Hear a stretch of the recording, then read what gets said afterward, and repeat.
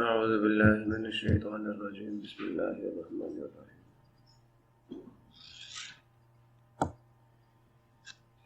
मेरे बच्चों अस्सलाम वालेकुम वरहमतुल्लाहि वबरकातुहू। वालेकुम अस्सलाम वरहमतुल्लाहि वबरकातुहू मग़फ़िरतुहु व लअल्लल जन्नह। रब्बि इश्रह ली सदरी व यस्सिर ली अमरी वहलुल उक़दतम मिन लिसानी यफ़क़हू क़ौली रब्बि ज़िदनी इल्मा रब्बि ज़िदनी इल्मा रब्बि ज़िदनी इल्मा। अल्लाहुम्मा इन्नी अस्अलुका इल्मन नाफ़िअ व रिज़्क़न तय्यिबा व अमलन मुतक़ब्बला। अल्लाहुम्मा अल्लिमनी अल-किताब वल हिसाब अल्लाहुम्मा ज़क्किरनी मिन्हु मा नसीतु व अल्लिमनी मिन्हु मा जहिलतु अल्लाहुम्मा ख़ुज़ बियदिक। तो मेरे बच्चों, आज हम लोग chemistry 9th class chapter number 1 का लेक्चर नंबर 13 स्टार्ट करने जा रहे हैं। और आज के इस लेक्चर में हम लोग बात करेंगे कि एक आयन पर जो पॉजिटिव या नेगेटिव चार्ज आता है वो कैसे आता है। ठीक है, let us understand why an ion acquires a net positive और net negative charge. Consider the formation of sodium ion. खुद ही बताइए, सोडियम आयन के ऊपर पॉजिटिव 1 का चार्ज है तो कैसे बना होगा सोडियम पॉजिटिव 1।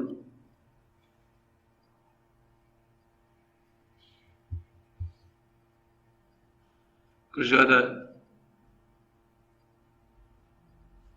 नहीं पढ़ते ना। आयंस कब बनते हैं? जब एटम्स इलेक्ट्रॉन या तो लूज करते हैं या गेन करते हैं। जब एटम्स इलेक्ट्रॉन्स लूज करेंगे तो पॉजिटिव आयंस बनेंगे। अगर 2 इलेक्ट्रॉन्स लूज करेंगे तो पॉजिटिव 2 का चार्ज आएगा। अगर 1 इलेक्ट्रॉन लूज करेंगे तो पॉजिटिव 1 का चार्ज आएगा। अगर 3 इलेक्ट्रॉन लूज करेंगे पॉजिटिव 3 का चार्ज आएगा। नहीं समझा?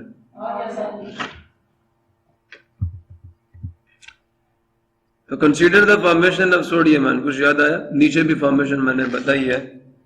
जब सोडियम एटम लूज करेगा 1 इलेक्ट्रॉन, ये लूज कर रहा है तो सोडियम पॉजिटिव आयन बनेगा। So therefore late us understand क्या कि हमने ये चेक करना है कि एक आयन पे नेट पॉजिटिव या नेट नेगेटिव चार्ज कैसे आ जाता है। तो consider the formation of sodium ion. Figure shows that sodium ion, ये जो आपकी फिगर है, सोडियम आयन के बाद कितने इलेक्ट्रॉन्स है उसके शेल में? प्रोटॉन्स कितने हैं न्यूक्लियस? एटॉमिक नंबर 11 है। आयन है, पता है कि लास्ट शेल में 1 इलेक्ट्रॉन होता है, उसको ये काबू नहीं कर सकता, छोड़ देते हैं। उसके नतीजे में नीचे वाला शेल में 8 इलेक्ट्रॉन्स होते हैं। कंप्लीटली फिल्ड शेल है, एटम स्टेबलाइज्ड है। प्रॉब्लम किसी? So Janabi Ali, note that the sodium has a nucleus of 11 protons and 12 neutrons. Thus, its nucleus has a total charge of positive 11. Around the nucleus in the ion, there are 10 electrons. ठीक है? With a total charge of negative 10. So the net charge or the charge on the ion is positive 11 में जब positive आप add करेंगे -10 को तो क्या answer आ जाएगा? Positive 1 charge. इसको आप ऐसे भी कह सकते हैं कि sodium atom loses 1 electron. Sodium का एक एटम क्या करता है? लूज करता है, acquires the positive, that positive charge. समझ आया नहीं है? यहां पे अगर कोई आपसे ये पूछ ले oxide ion have negative 2 charge, ये देख, oxide has a nucleus of 8 protons and 8 neutrons. So the total charge on the nucleus is positive 8. समझ आया? जैसे यहां पे कर सोडियम आयन, जहां आपने ऑक्साइड आयन कहा ना, वहां आप sodium ion has A nucleus of, समझ आया? हैज ए न्यूक्लियस ऑफ, ये ऐसे sodium has a nucleus of 11 protons and 12 neutrons. यहां पे oxide ion have a nucleus of 8 protons and 8 neutrons. So the total charge on the nucleus is positive 8। Oxide के outer जो shells हैं, इसका outer most नहीं कहूंगा, जो outer shells हैं उनमें कितने इलेक्ट्रॉन है? 10। 2 एब्जॉर्ब कर चुका है, आउटर शेल फिल हो चुका है, इनर शेल। सो ऑक्साइड O2 नेगेटिव है -10, ठीक है।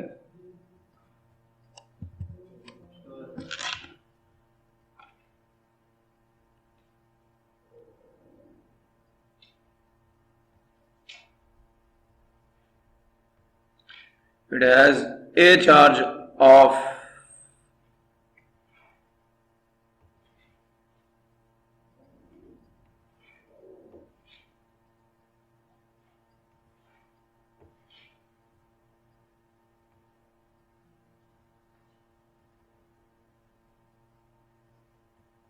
-10, okay.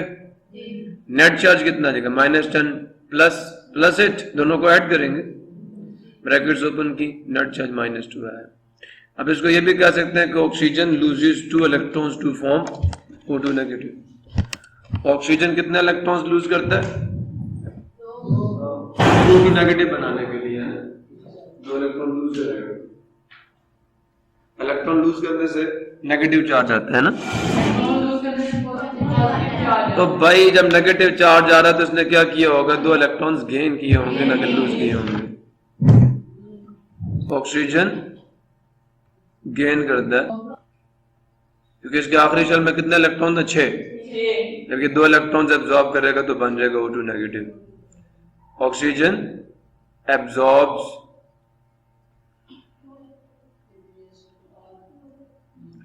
2 electrons to form what? जब 2 इलेक्ट्रॉन्स एब्जॉर्ब किए O2 नेगेटिव बनाने के लिए, so it has a charge of negative. 2 electron absorb किए तो 2 नेगेटिव का चार्ज आएगा।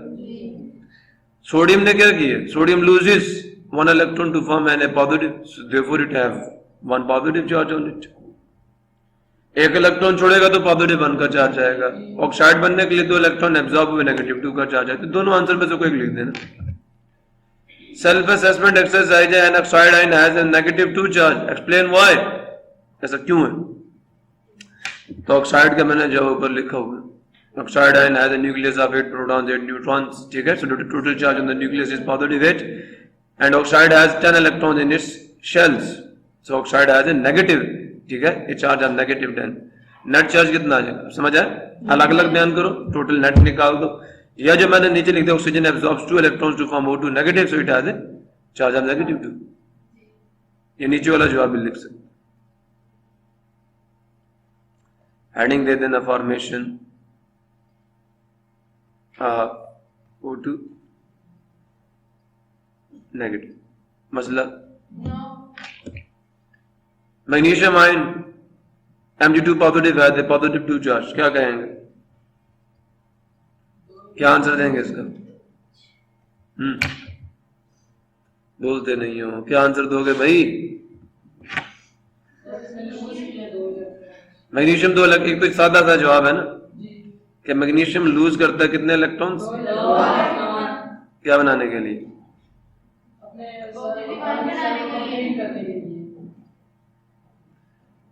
Formation Mg2 positive. क्या कहेंगे? इक्वेशन डाल दें कि मैग्नीशियम का आइटम जो है वो Mg2 पॉजिटिव बनाएगा जब वो 2 इलेक्ट्रॉन लूज कर दे। गेन करेगा तो यहाँ पे आएंगे, लूज करेगा तो आउटपुट में आएंगे। अब कहें magnesium Mg loses to form what? Mg2 positive, ऐसा ही है। So because it loses 2 electrons, so it has a charge of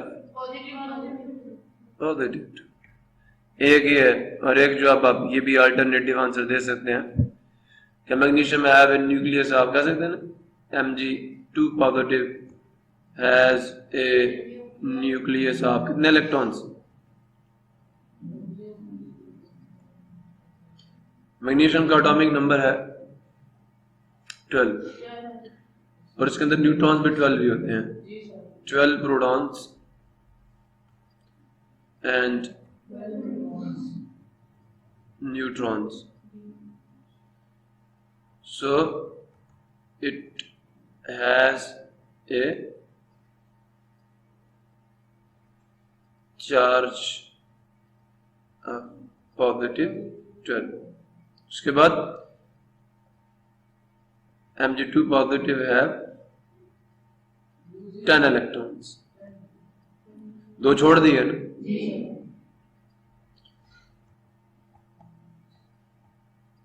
In its shells. So it has a charge of -10.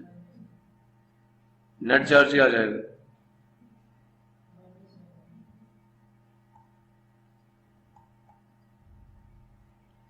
बराबर होगा पॉजिटिव कितने 12.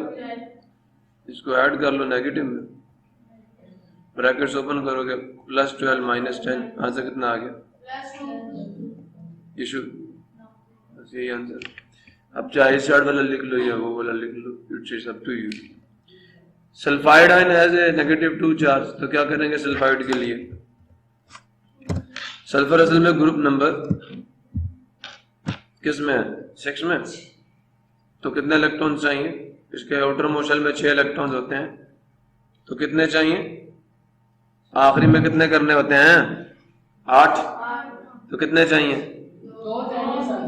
तो formation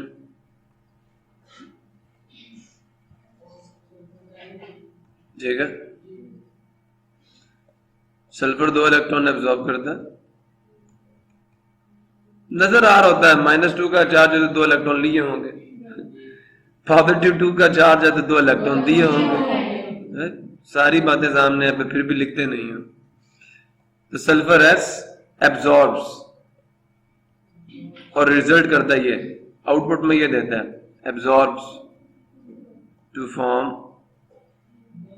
sulphur sulphide. So it has the charge of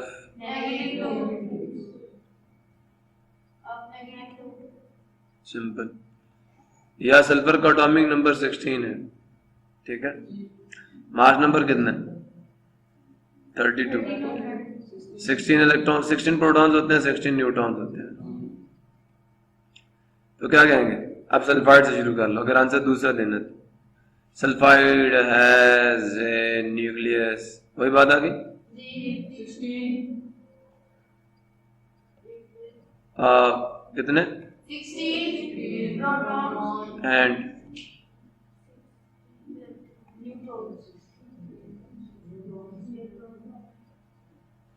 समझ आया? सो it has what? कितने proton है? Proton 16 है. ए positive charge है. Charge positive 16. सल्फाइड हैज वही बात हैज कितने इलेक्ट्रॉन्स होंगे आउटर मोस्ट शेल में? आउटर शेल्स में, आउटर मोस्ट नहीं, आउटर शेल्स में कितने इलेक्ट्रॉन्स होंगे? 9. 10. 16 तो एटॉमिक नंबर था, प्रोटॉन 16 थे इसमें, तो कितने इलेक्ट्रॉन एब्जॉर्ब किए हैं? 2. 18 has 18 electrons in its shells. So it has a charge of -2. Net charge किसके बराबर हो? नहीं, +16 प्लस -18 दोनों को ऐड करना ना. तो 16 - 18 इज इक्वल टू -2. वर्ड्स वही है, सिर्फ ये चीज चेंज करनी है, ये नंबर चेंज करना है बस. एक ही सांचा ना, पीछे भी वही वर्ड लिखे, कोई वर्ड चेंज नहीं किया. सबसे पीछे ऑक्सीजन में भी वही वर्ड लिखे, सिर्फ 2-3 अल्फाज चेंज करना है बस. लेकिन प्रैक्टिस नहीं करते. इन्होंने जो सेल्फ असेसमेंट एक्सरसाइज दी है, जैसे इन्होंने कहा ना मैग्नीशियम है पॉजिटिव 2 चार्ज ऑन इट, कहा ना, जी जी मैं आपसे पूछूंगा, समझ आ गया? Calcium ion, potassium ion, sodium ion, lithium ion, इनके लिए लिखो इसका आंसर। सल्फाइड आयन था ना, ऑक्सीजन ऊपर पूछ लिए, नाइट्राइड आयन लिखो, सुन रहे हो? फ्लोराइड आयन -1 का चार्ज होता है इसमें, क्लोराइड आयन -1 का चार्ज होता है। फॉर्मेशन बताओ नहीं क्यों इन पे -1 का चार्ज, क्लियर हुआ? Molecular ions,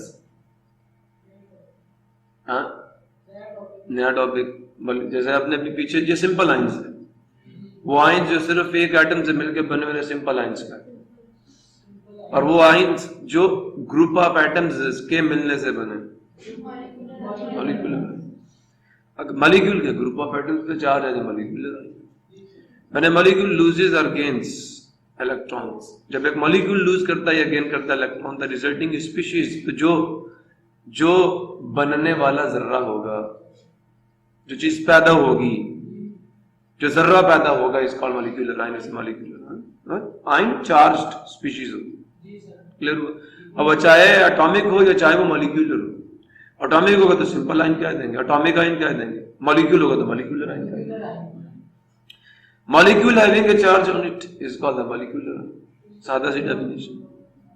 charged molecules are called molecular ions, charged atoms are called ions, charged atoms or group of atoms are called ions. Atom having a charge on it is called the simple ion, group of atoms having a charge on it is called the molecular ion. जी कोई भी हो सकता है, charge के दो types हैं, positive भी हो सकता है, नेगेटिव भी हो सकता है, इसका क्या जड़ है? चार्ज तो कोई भी हो सकता है, नहीं समझ? फॉर एग्जाम्पल O2 ऑक्सीजन जो है वो लूज करता है, क्या करता है? 1 electron to form O2 positive, but it absorbs an electron, फिर ये इलेक्ट्रॉन, लेकिन ये इलेक्ट्रॉन एब्जॉर्ब कर लेता है, इट फॉर्म्स, समझ आ?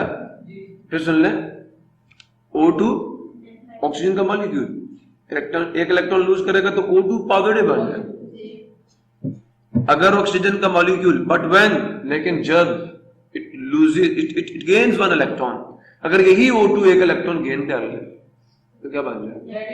O2 नेगेटिव, समझे? these ions are called molecular ions। In ions को क्या कहते हैं? अच्छा, N2 नेगेटिव कब बनेगा?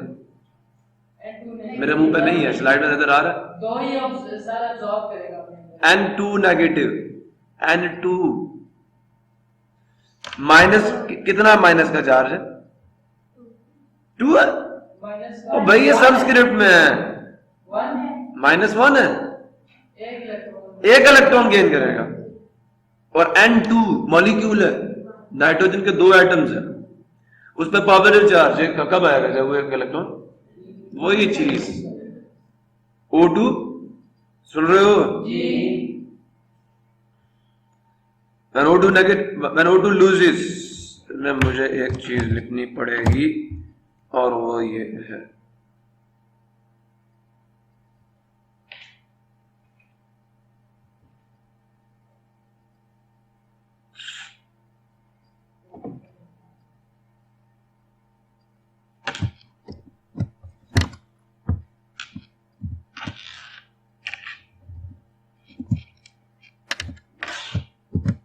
when O2 loses 1 electron it forms O2 positive। अब अगर O2 की जगह पे आप N2 लिख दें तो क्या बन जाएगा? N2 पॉजिटिव बन जाएगा। और जब, ठीक है, इट की जगह पे O2 ही है, सुन रहे हो? when O2 absorbs an electron it forms O2 negative ion। Similarly इनके लिए भी बोल सकते हो। तो these are the examples of molecular ions। लेकिन बच्चे एक प्रॉब्लम है यहाँ पे, these are short lived species। क्या मतलब? क्या मतलब? अरे मॉलिक्यूलर आयन बनते तो हैं, लेकिन इनकी जिंदगी बड़ी मुख्तसर होती है, नहीं समझे? कम होती इनकी बड़ी मुख्तसर होती है, बहुत कम वक्त के लिए बनते हैं, and only exist at high temperatures, और ये बनते भी बहुत है। बुलंद दर्जाए हरारत पर है, प्लाज्मा स्टेट में। किसमें? Plasma state. अभी भी नहीं समझे ना? नहीं समझे? जी sir. Molecular ion do not form ionic compounds, और ये आयनिक कंपाउंड्स नहीं बनाते। देखो ये N2 मॉलिक्यूल है, नाइट्रोजन के आखिरी शेल में 5 इलेक्ट्रॉन्स होते हैं, 3 शेयर करते हैं, 3 और 3 6 हो गए, 6 और 2 8 पूरे हो गए, 6 इसको मिले और 2 ये 8 पूरे हो गए, स्टेबलाइज्ड आपस में मिल रह रहे हैं कमेटियां डाल के, दोनों का फायदा होगा। समझ आया? लेकिन अगर बाहर से आप एक इलेक्ट्रॉन बम्बार कर दें इनके ऊपर, समझ आया, तो एक को इसके अंदर से बाहर, एक इलेक्ट्रॉन इसके अंदर से बाहर निकाल दें, या एक इसमें डाल दें, अगर निकालेंगे तो N2 पॉजिटिव बन जाएगा, अगर डालेंगे तो N2 नेगेटिव बन जाएगा। तो ये बहुत कम मुद्दत के लिए बनते हैं, और बनते तो क्या है, इनकी लिमिटेशंस क्या है मॉलिक्यूलर आयंस की? पहली लिमिटेशन ये है, दे आर शॉर्ट लिव्ड। दूसरी लिमिटेशन ये है कि they exist at high temperature. दो इनकी लिमिटेशंस है। समझ आया? नहीं आया? इनके ऊपर जो रिस्ट्रिक्शंस हैं, जो पाबंदियां हैं, वो दो हैं। पहला, ये शॉर्ट लिव्ड होते हैं, और दूसरा हाई टेम्परेचर पर एग्जिस्ट करते हैं, और तीसरा ये आयनिक कंपाउंड्स नहीं बनाते हैं। समझ आया? फ्री रेडिकल्स क्या? Free radical. फ्री रेडिकल क्या होता है?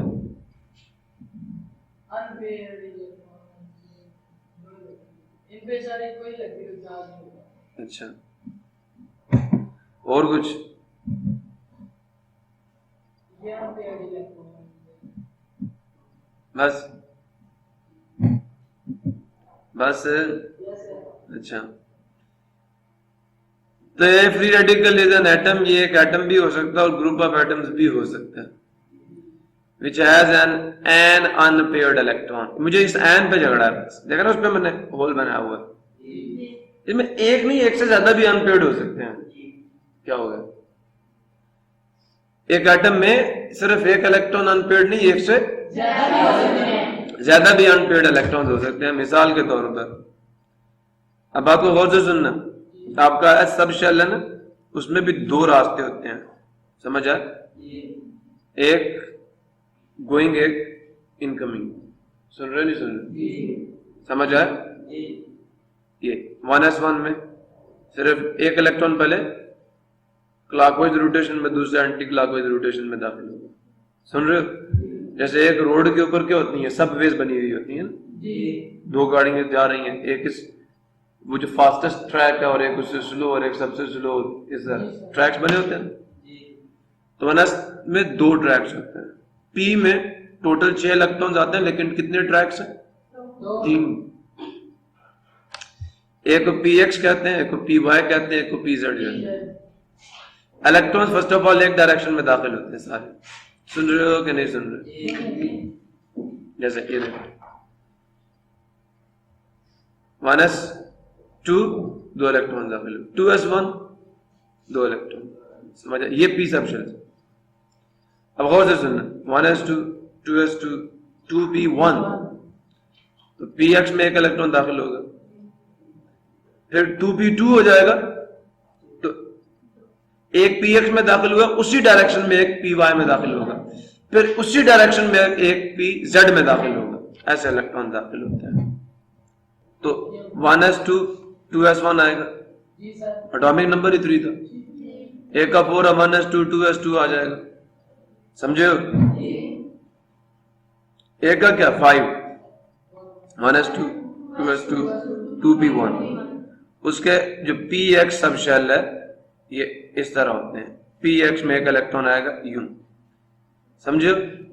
फिर एक का क्या आ गया 1s2 2s2 2p2, 6 आ गया ना कार्बन। तो उसमें इलेक्ट्रॉन्स कैसे जाएंगे? एस में एस वाला शो नहीं कर रहा, एक px में गया। अब आपका दिमाग तो ये कहता होगा कि जब दूसरा आएगा वो इसके अपोजिट दाखिल हो जाएगा रोटेशन में, लेकिन नहीं, पहले तमाम सब शेल्स में इलेक्ट्रॉन्स एक डायरेक्शन में दाखिल होंगे। जब सब में एक एक आ जाएगा तो फिर उनके अपोजिट ओरिएंटेशन में इलेक्ट्रॉन दाखिल होगा। क्लियर हुआ? अब जब नाइट्रोजन की बारी आती है, साथ है ना एटॉमिक नंबर, तो px में भी एक गया, py में भी एक गया, pz में। जब ऑक्सीजन की बारी आती है तो 8 है, 1s2 2s2 4 यहां गए और 4 पीछे रह गए। फर्स्ट ऑफ ऑल तो px में भी एक गया, py में भी गया, अब एक बच गया, 4 है ना। अब यूं दाखिल होंगे। जैसे फ्लोरीन की बारी आती है तो इलेक्ट्रॉन्स कैसे दाखिल हो रहे हैं?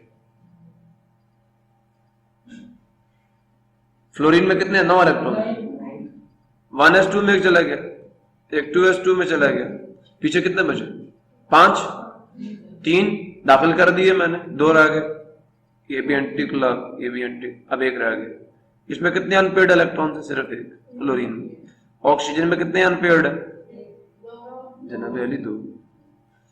और कार्बन में कितने? नहीं, ये कौन था? ये ऑक्सीजन था, ये फ्लोरीन था, ये नाइट्रोजन है।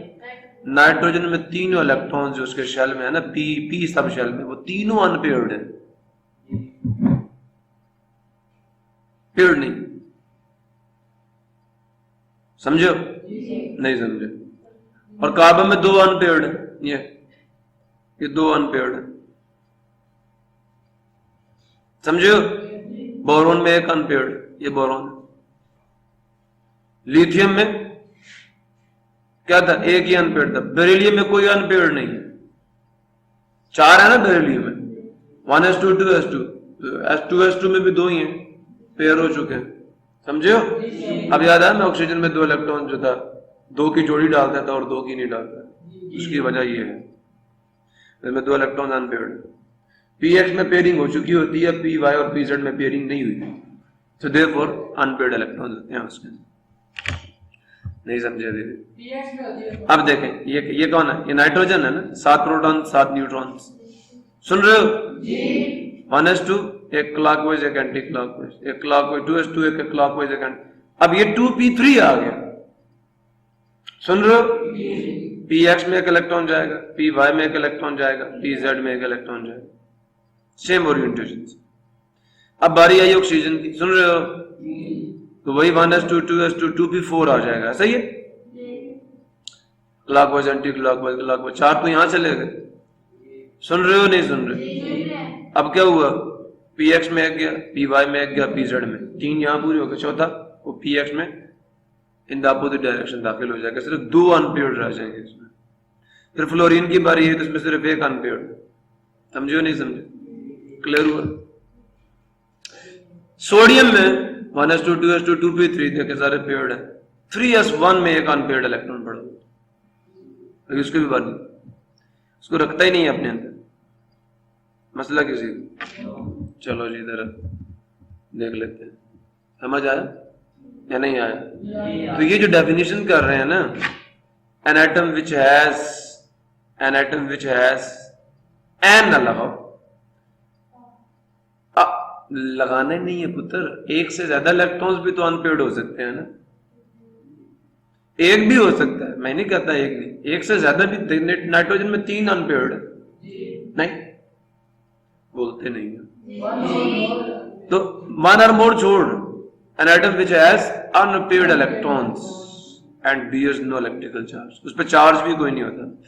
नाइट्रोजन का एक एटम पहली बात तो अकेला नहीं रह सकता, आखिरी शेल में 2 इलेक्ट्रॉन्स पेयर्ड होते हैं जो कि s सब शेल में होते हैं, 2s में, और जो p में होते हैं ना 3, वो तीनों अनपेयर्ड होते हैं। ये है उसका स्ट्रक्चर। अभी भी नहीं समझे? क्लोरीन के आउटरमोस्ट शेल में 7 इलेक्ट्रॉन है, उनमें से टोटल 8 आ सकते हैं ना।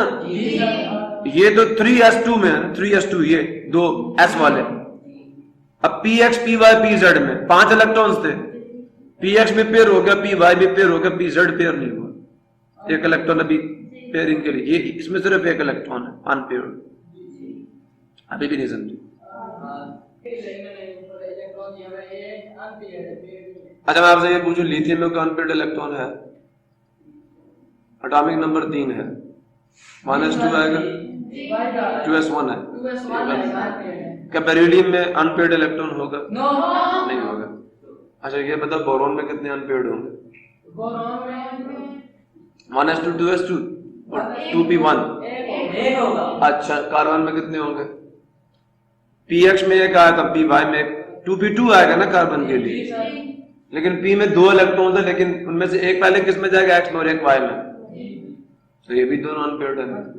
3 है ना, 3 सब फेज हैं p सब शेल में। तो पहले सारे इलेक्ट्रॉन्स एक ओरिएंटेशन में दाखिल होते हैं। नाइट्रोजन में 3 अनपेयर्ड है। नाइट्रोजन के बाद ऑक्सीजन आता है, अब p में 4 चले गए, p में 4 चले गए, px में एक गया, py में एक गया, pz में एक गया। अब जो चौथा है वो वापस कहाँ आएगा? px में। px में पेयरिंग होगी, 2 अनपेयर्ड।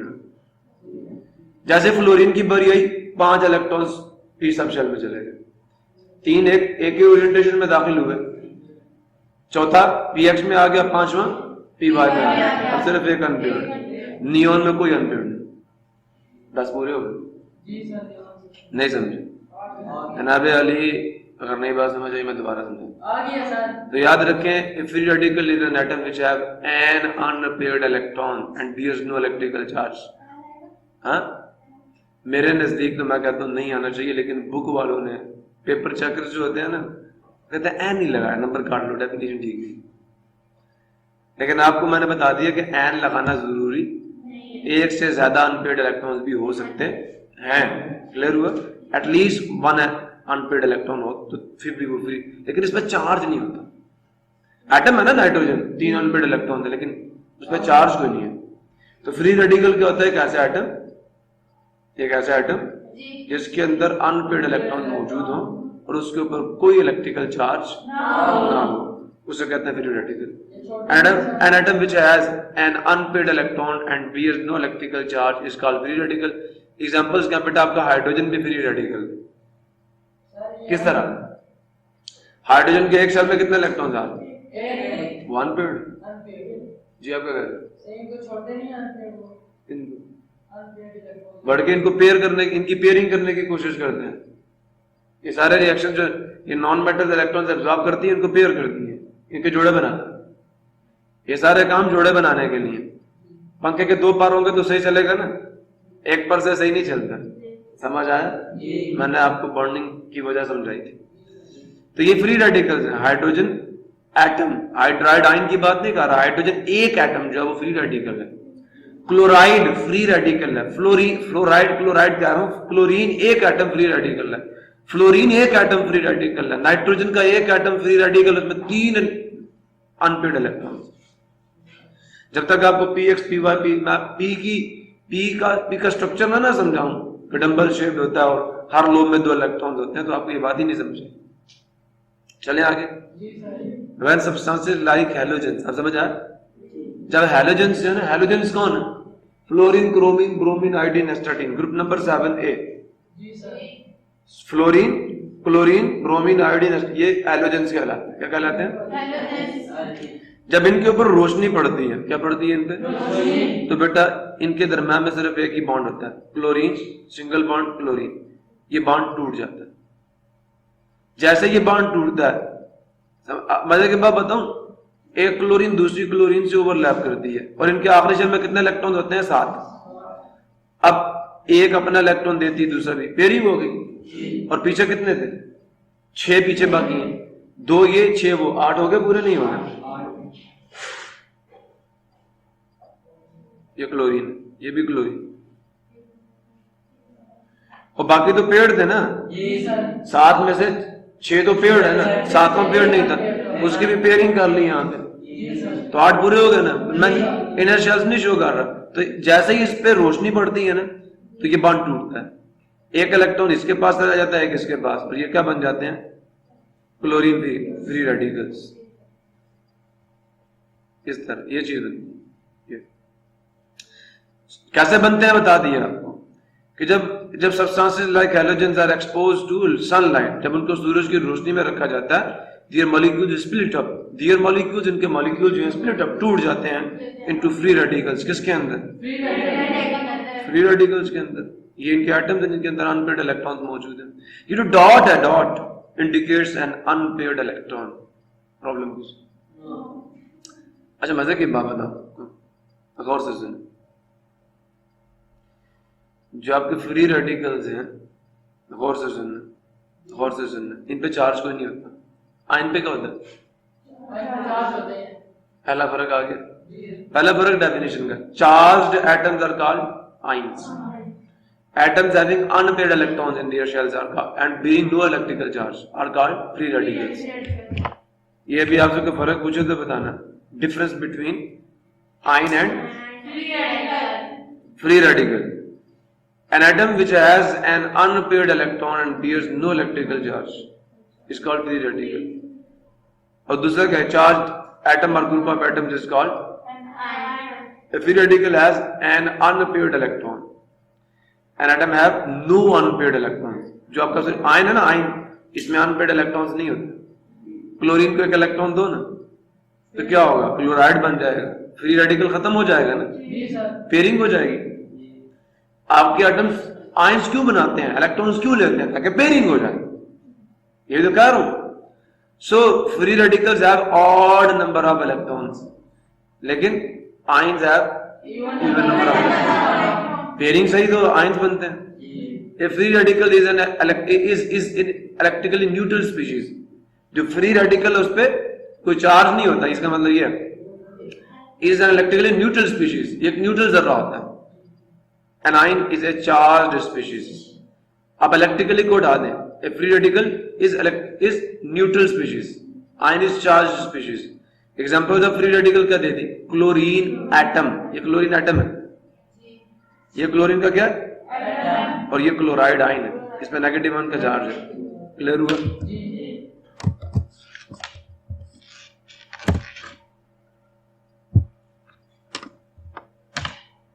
इसने इलेक्ट्रॉन एब्जॉर्ब कर लिया, समझ आए? Self assessment exercise 1.6, identify ions, molecular ions, free radicals from the following. तीन चीजें, आयन, सिंपल आयन की बात जिसमें एक एटम, मॉलिक्यूलर आयन मतलब जिसमें एक से ज्यादा एटम्स हो, और फ्री रेडिकल। अब मुझे ये बताओ, फ्री रेडिकल पे चार्ज होगा, उस पे क्या होगा? फ्री रेडिकल की क्या पहचान है, उस पे क्या होगा? अनपेयर्ड इलेक्ट्रॉन, डॉट होगा, डॉट, चार्ज नहीं होगा। आयन की क्या पहचान है, उस पे चार्ज होगा। और सिंपल आयन की क्या पहचान है, उसमें एक एटम होगा। मॉलिक्यूलर आयन की क्या पहचान है, उसमें दो या दो से ज्यादा एटम है। अच्छा ये बताएं, ये क्या है? कौन सा आयन है? मॉलिक्यूलर आयन, एक से ज्यादा एटम है ना, उस पे चार्ज। अच्छा ये बताएं, ये आयन है? Free radical. तो ग्रुप ऑफ एटम्स में भी अनपेड इलेक्ट्रॉन्स हो सकते हैं। कार्बन पे अनपेड इलेक्ट्रॉन, 3 बॉन्ड नाइट्रोजन से बना तो एक इलेक्ट्रॉन अभी पीछे बचा हुआ जिसका बॉन्ड नहीं बनाया। क्लियर हुआ? ये क्या है? खुदा का वास्ता हीलियम है, पहला लेटर कैपिटल है, दूसरा स्मॉल है, ये सिंबल है हीलियम का। और उस पे क्या है? पॉजिटिव 2 का चार्ज है, अल्फा पार्टिकल है, ये आयन है। समझ आया? अब ये देखें, नाइट्रोजन का एक एटम आयन है, ये क्या है? दो अनपेड इलेक्ट्रॉन्स आए, एक पी वाई वाला और एक पी जेड वाला। आप समझ आया क्यों डॉट? और ये नाइट्रोजन पे कितने अनपेड इलेक्ट्रॉन? ये भी free radical, free radical ion है, आयन है, फ्री रेडिकल है, आयन है, आयन है। समझ आया? पता नहीं कब समझोगे। सुधर जाओ, सुधर जाओ, फायदे में रहोगे। समझ आ गया? अच्छा अब जरा और से सुने।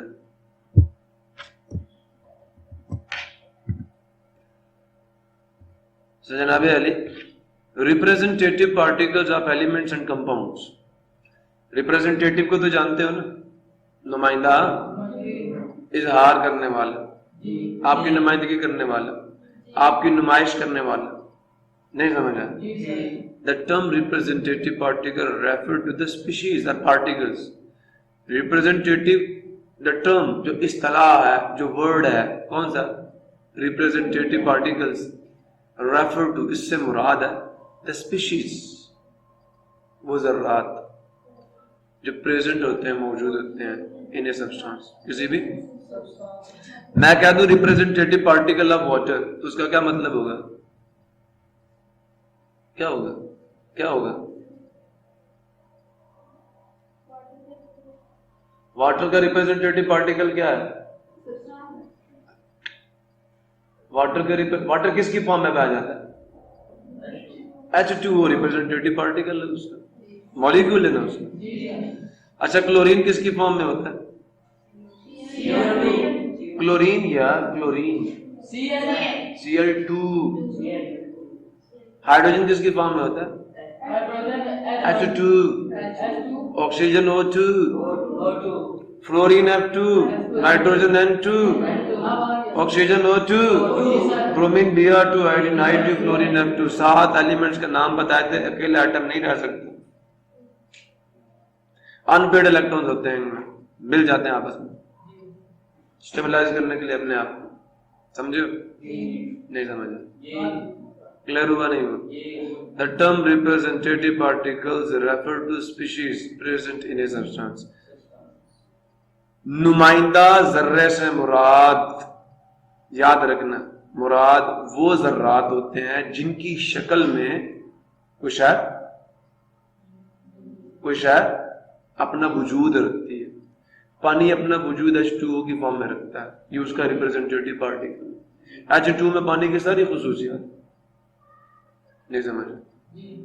Natural gas representative particle CH4 इसकी शक्ल में रहती है, नहीं समझ?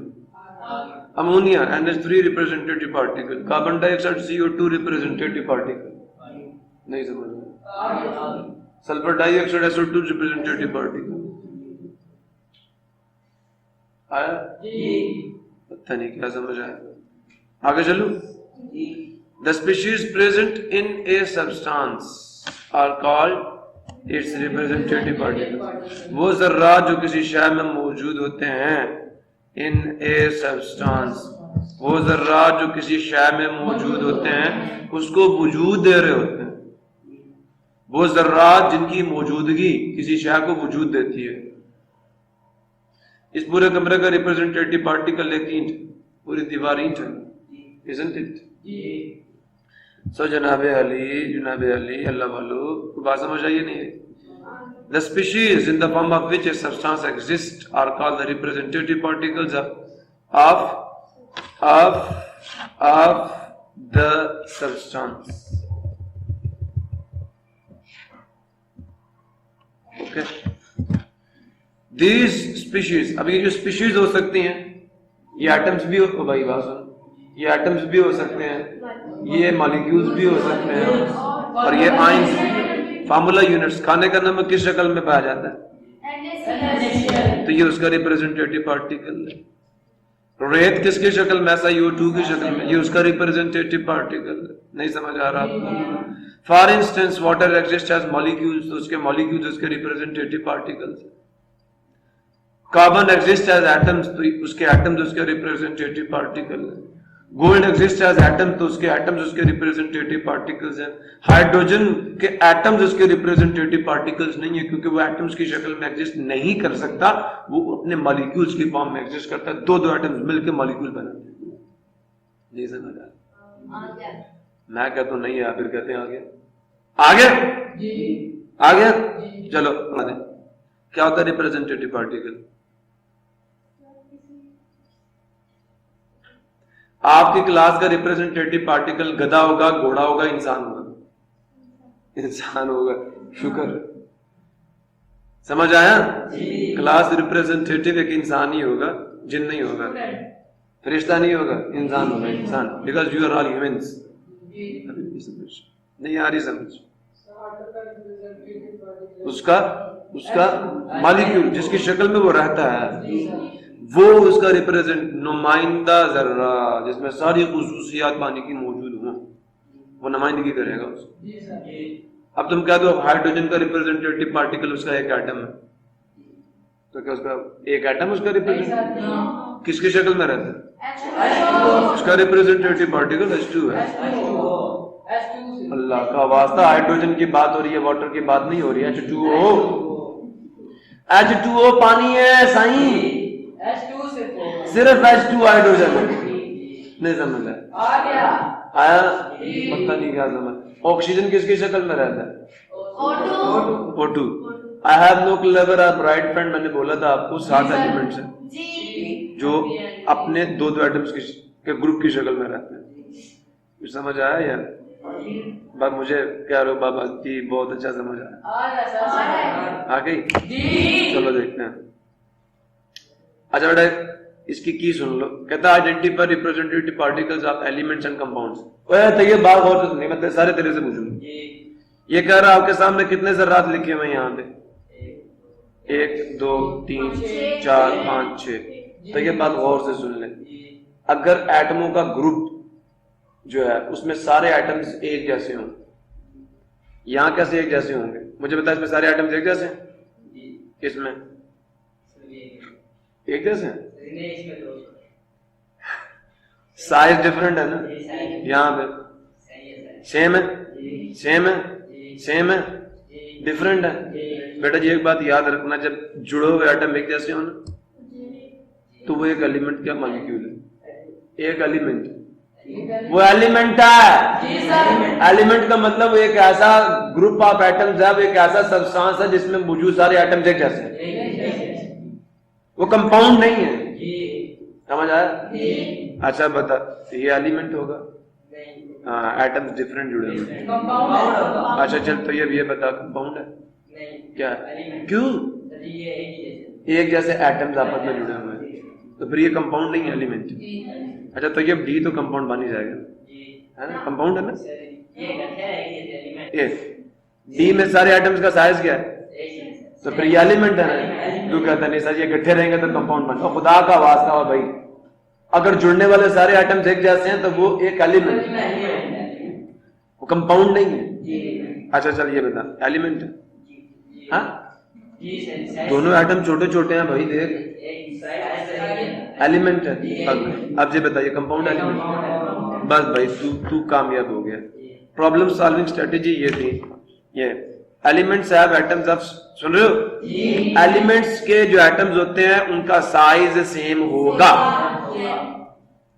एलिमेंट्स के एटम्स या एलिमेंट्स के अंदर मौजूद जो एटम्स होंगे उनका साइज सेम होगा। And compounds have atoms of different sizes, मतलब डिफरेंट टाइप्स के एटम्स होंगे। समझ आ गया? जिसको ये रूल समझ आ गया उसको अब बताओ ए क्या कंपाउंड एलिमेंट? ए एलिमेंट है, बी कंपाउंड है। आपने एक हेडिंग देनी है यूं करके, एलिमेंट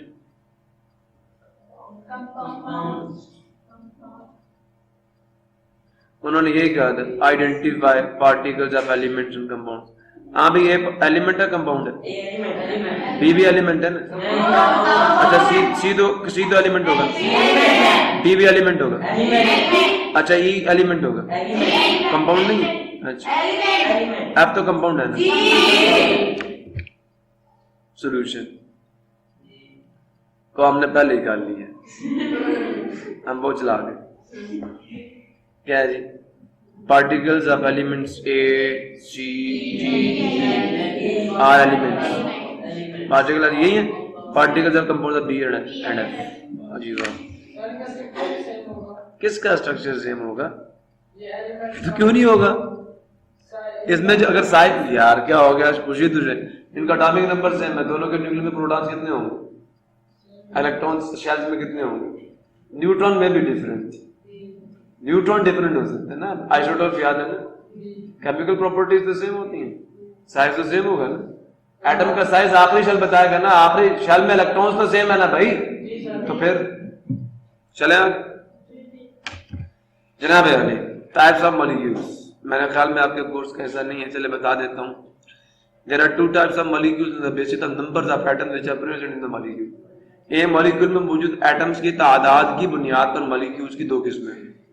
ठीक है? अगर मॉलिक्यूल सिर्फ एक एटम से मिलकर बनो, जैसे नोबल गैसेस, हीलियम एक एटम अकेला रहा, डेफिनेशन क्या थी? The smallest particle of an element are a compound which can exist independent, वो मॉलिक्यूल है। अब नोबल गैस का एक एटम अकेला रह सकता है, तो वो मॉलिक्यूल भी हुआ, एटम भी हुआ। तो मोनोएटॉमिक मॉलिक्यूल्स क्या? Molecules that consist of only one atom that are composed of one atom are called the mono mean one atomic molecule, एक एटम से मिलकर बने हुए मॉलिक्यूल। क्लियर हुआ? एक है पॉलीएटॉमिक, वो मॉलिक्यूल जो 2 या 2 से अब बताएं पानी में कितने एटम्स हैं टोटल? पानी में कितने एटम्स हैं टोटल? 2 हाइड्रोजन के 1 ऑक्सीजन का, टोटल कितने हो गए? 3 एटम्स हैं। तो ये पोली हो गया। अमोनिया में 4 एटम्स है, 3 हाइड्रोजन के 1 नाइट्रोजन का, पोली एटॉमिक हो गया, है ना? नियोन का 1 एटम अकेला रहता, monoatomic molecule. The molecule that contains only 1 atom is called monoatomic molecule. इसकी मिसाल आपकी सारी नोबल गैसेस है, helium, neon, argon, krypton, xenon, radon and अनोक्सियम। ओके, पॉलीएटॉमिक मॉलिक्यूल डेफिनेशन, ये मॉलिक्यूल दैट कंटेन 2 और मोर, सिमिलर भी हो सकते हैं, डिफरेंट भी हो सकते हैं, बट 2 या 2 से ज्यादा एटम्स होंगे, इस कॉल्ड पॉलीएटॉमिक। मिसाल के तौर पर हाइड्रोजन है, H2 की फॉर्म में होता है, डायटॉमिक है, डायटॉमिक है, डायटॉमिक है, टेट्राटॉमिक मॉलिक्यूल है, पॉलीएटॉमिक मॉलिक्यूल। क्लियर हो गया? अब जनाब अली सेल्फ असेसमेंट एक्सरसाइज आपकी आ गई, तो सुन रहे हो? पक्का? अच्छा, ये सेल्फ असेसमेंट एक्सरसाइज आपने सॉल्व करनी है। अच्छा मुझे ये बताओ, और सुन रहे हो? अब ये कहते हैं observe the figure and identify the diagram, और आपने फिर डायग्राम की शनाख्त करनी है दैट रिप्रेजेंट द पार्टिकल, जो जाहिर कर रही है किसको? ज़र्रात को। अच्छा मेरी बात सुना, प्योर सब्सटेंस कौन सा होगा? ऐसा सब्सटेंस जिसमें सारे पार्टिकल्स एक जैसे हो। अच्छा, अगर एक पार्टिकल में सारे बी टाइप के मॉलिक्यूल्स आ जाए तो वो प्योर होगा? प्योर होगा? फिर कंपाउंड है तो सारे मॉलिक्यूल्स एक जैसे हैं ना, तो प्योर क्यों नहीं होगा? पता नहीं, जोर आ कहीं पे। चलो एक सब्सटेंस उसमें सारे पार्टिकल्स एफ की तरह के, प्योर होगा? इम्प्योर होगा? अभी बताया भाई, ये रिप्रेजेंटेटिव पार्टिकल कंपाउंड का सारे मॉलिक्यूल्स एक जैसे हैं। तो अब ये ना देख के ये एटम डिफरेंट जुड़े हुए हैं, जुड़कर एक बन गए, तो फिर सारे के सारे भालू इकट्ठे कर दो तो क्या वो प्योर एनिमल नहीं है? सारे प्योर एनिमल है ना, भालू है सारे। नहीं समझे? क्लियर हुआ? अब जनाब देखना, ये बताओ, ये कह रहा है वो डब्बा सिलेक्ट करो, सुन रहे हो? जिसमें an element whose particles are atoms. गौर से सुनना, कहता वो डब्बा सिलेक्ट करना है जिसमें हो भी एक एलिमेंट और वो एग्जिस्ट भी किसकी शक्ल में करे? एटम्स की शक्ल में। एटम्स की शक्ल में, मॉलिक्यूल्स की फॉर्म में नहीं, 2-2 के ग्रुप की फॉर्म में नहीं, 3-3 के ग्रुप की फॉर्म में नहीं। अब इधर देखो, ये 3 का ग्रुप था, 3 एटम इकट्ठे रह रहे थे, यहाँ पे 2 एटम इकट्ठे रह रहे थे, 2 इकट्ठे रह रहे थे। ये एलिमेंट है, लेकिन 2 एटम के ग्रुप की शक्ल का, 2 एटम के ग्रुप की शक्ल का एलिमेंट है। 3 एटम के ग्रुप का, समझ आया? ये 2, ये कंपाउंड्स थे। वो कहता है मुझे वो डब्बा सिलेक्ट करके दो जिसमें हो भी एलिमेंट, मतलब सारे एटम्स क्या हो? एक जैसे हो और जुड़े हुए ना हो, अलग अलग रह रहे हो। समझ आया? नहीं आया? पेपर में मैं समझाने नहीं आऊंगा, इसलिए अपने बेशक खोल के इसको समझ लो। ये याद रखना, पेपर में मैंने कोई नहीं जाना, अभी पूछ लो जो पूछना है, पेपर में तुमने ही बनाना है। तो क्या अब समझो, कहता है एलिमेंट बताओ, मतलब सारे एटम्स एक जैसे होंगे। समझ आया? और whose particles are atoms, molecules नहीं, इसका मतलब एटम्स भी अलग अलग होंगे, जुड़े हुए नहीं होंगे। चेक करो, ये तो एलिमेंट नहीं है, ये तो एलिमेंट है ही नहीं, डिफरेंट एटम्स है, जुड़े हुए, कंपाउंड है, ये भी कंपाउंड है। और मजे की बात, कंपाउंड भी है, और ये देखें 2 एटम्स जुड़े हुए हैं, ऑक्सीजन का मॉलिक्यूल, नहीं तो ये तो प्योर कंपाउंड भी नहीं है, ये तो मिक्सचर है। देखें यहाँ, देखें सल्फर ट्राइऑक्साइड और अमोनिया, ये देखें, इसमें है तो सारे एटम लेकिन जुड़े हुए 2-2 के ग्रुप की फॉर्म, ये भी नहीं चाहिए। इसमें देखें एक एटम है, एक एटम है, लेकिन 7 क्लोरीन का मॉलिक्यूल है, एलिमेंट नहीं है, मिक्सचर है। ये कंपाउंड है लेकिन मिक्सचर नहीं है, सारे मॉलिक्यूल्स एक जैसे हैं, ऐसा ही है ना?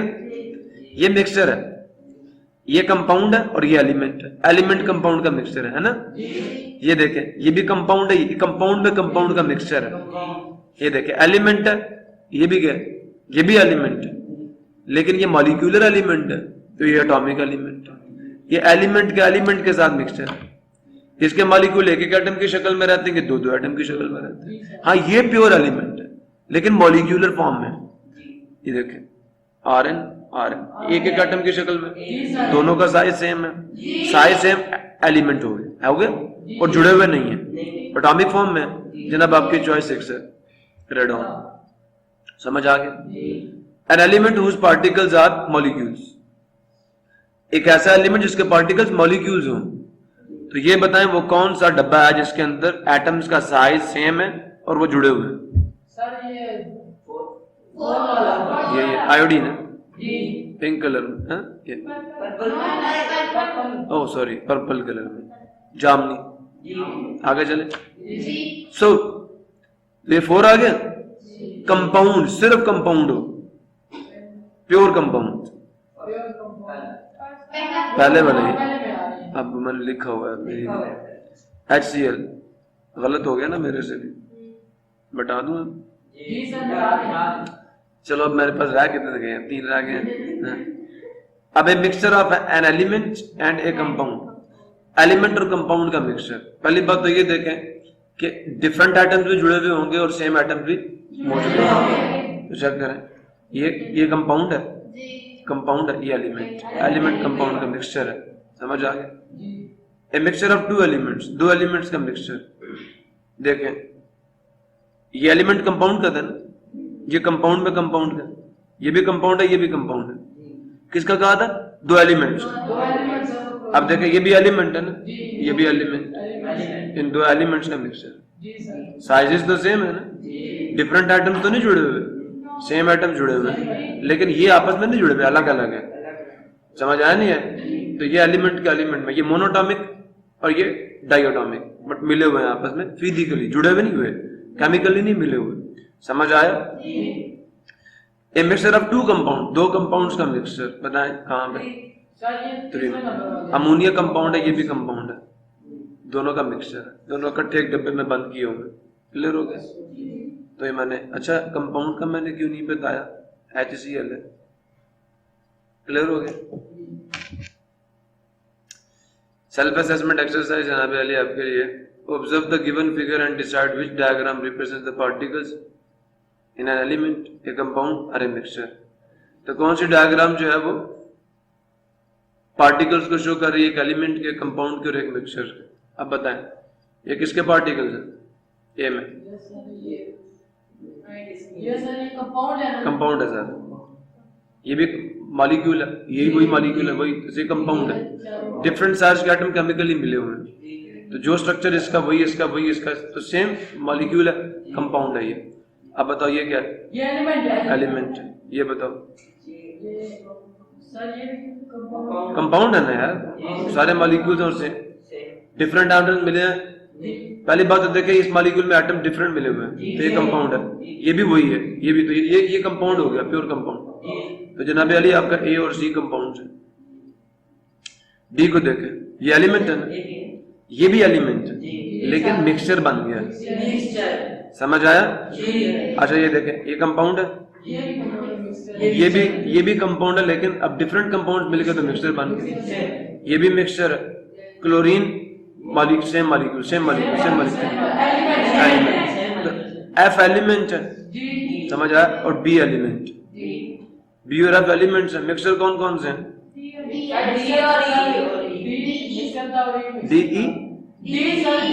डी और ई मिक्सचर है। चलो ठीक है, तो ये आप आपने बता देना।